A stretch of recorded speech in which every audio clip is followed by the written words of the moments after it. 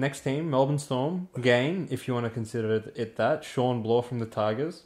Losses include Justin Olam, the former Dally M Centre of the Year, no longer with the Melbourne Storm.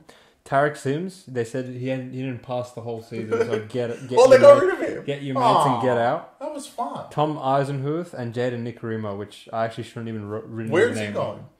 Probably Dragon. So, I think this is a team that you could argue. I don't even know if it's worth arguing because it's so clear cut that they do have the best spine in the entire league. Yeah. Now, what it doesn't say on the sheet of paper in the games is Ryan Pappenhausen is back and he just played a trial match where he looked electric. His pace is still there. This is a guy that literally won a freaking Clive Churchill medal against the mighty Penrith Panthers. Who's going to beat that? As the best player on the field when he's healthy, right? But I think Melbourne definitely missed him. Meaney was solid because he's just an average Joe of a player, but you cannot replace the electricity of a player like Ryan Pappenhausen. So that's fantastic that he's back, and that will go a long way. But even though it's Craig Bellamy's last year, and I know you'll get a big effort from this team, I don't see them having the ability to compete with the other contenders in the league in terms of in the trenches, in the forwards where it matters. They were exposed in Brisbane in week 1 of the semis because they just got absolutely manhandled by the Broncos. In week 2, they were a crossfield kick away from being eliminated by Roosters team with no Joey Manu, no Suwali, no players.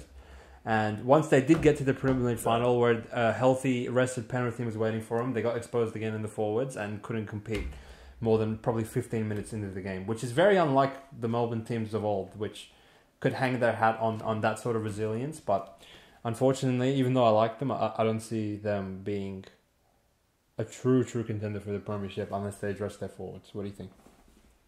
I agree to an extent. I think last year was like the most. They weren't mid because they've made the top 4, right?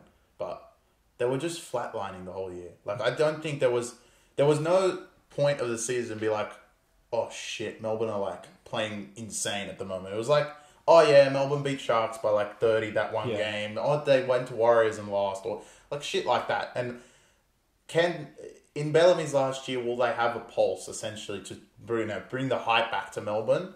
Obviously, they're in the top 8. It's Bellamy. They're never going to not make the top 8. And like you said, they've got the best spine in the league. So they're going to be in the 8, right?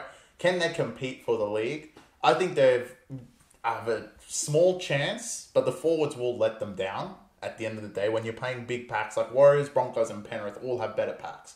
So I would even say Para have a way better pack. Well, we haven't got to them. You could even argue some other teams that are below them that have better packs. But right now, that's what they have. The spine is mostly reliant, but I don't think any of their spine had an outstanding year. Pappenhausen didn't play. Munster was kind of underwhelming. Hughes was under an injury crowd pretty much the whole year. Yep. Grant, I don't care if he made captaincy. He was not good last year. Yeah, I agree. So they can be better. Does that mean that because they're better, everyone else will play better? I don't know.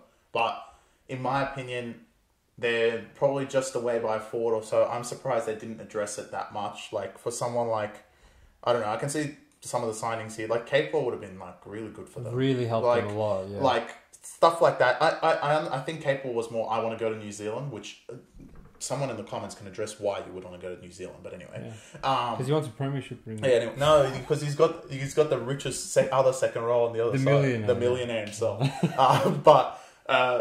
Yeah, so I think Melbourne, they're in the 8, maybe the 4 because they're just Melbourne. Do they excite me to win the league? No. I tell you I think they're just like, they're kind of like that horse that will, in the Melbourne Cup, that will just like come 7th no matter what because it's good, but it will never win. I think what will excite me is I could definitely see them putting like mammoth scoreboards on the garbage when they're on a roll. Especially with Pappy back, that ability to break a game wide open. But when they have the front foot against like a team of quitters, it can get very ugly for them. But when it push comes to shove, I just don't see them having the forwards. They can put points on, they pile the points on, but when it comes to playing some of these big forward pack teams, it's going to be very difficult. And like, as much as the game's dominant by the spine, the forwards have to get you rolling at the start. Yeah, otherwise you're in big trouble. You're in big trouble. So I guess like essentially we're kind of predicting the same Yeah. from them as last year. Yeah, I'm excited. I'm really excited to see Pappy. Yeah, thank God he's back. And you know what? The biggest game for them will be round one. Playing Penrith first might be a blessing in disguise. To see where you guys That'd be good where for them they're to at. play in round one. Yeah, I think just to see where Melbourne's at, right? Because is the spine going to be that dominant? If they can be that dominant and beat Penrith round one, then whatever we just said, they can build off that, right? Yeah. And I'm glad it's in Melbourne because if they had to go to Bluebell, that would be a terrible. So first game, and Melbourne's track history round one. We'll have a round one preview, but we know how good Melbourne are round one under Bellamy, and especially in his last year. Do they really want to mess it up? I don't know. It's always exciting to see the best players, but I don't think they're premiership. I actually don't. We haven't even said the premiership. It feels weird. Not saying the top four is having that statement come out of our mouths that we don't think Melbourne are premiership contenders. You know what's weird? I actually, when I go through the whole top four, I'm like, these guys might. They're all kind of flawed. Yeah, they all might not win it. Like it's. Yeah. Well, that's mate. Well, last year was a different year. We'll get to that because of the way the table goes.